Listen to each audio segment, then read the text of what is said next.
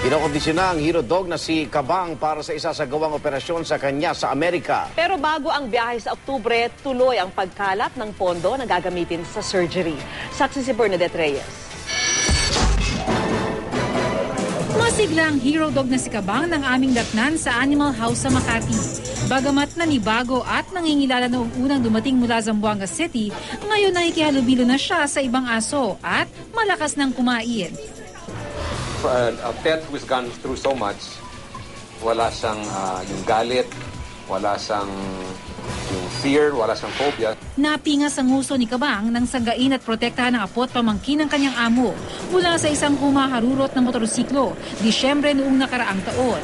Ngayon kinokondisyon at pinalalakas na siya para sa isasagawang maxillofacial surgery sa Amerika.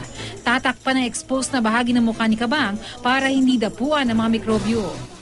It's either they put a snout, but as of now, kasi wala siya makapitan, tatakpan lang siya.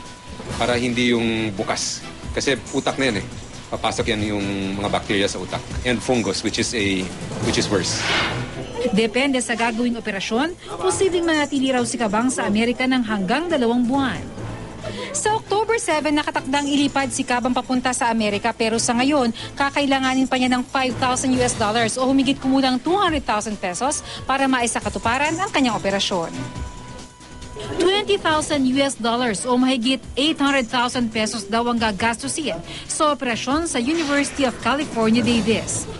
We were able to raise $7,000 in 3 days.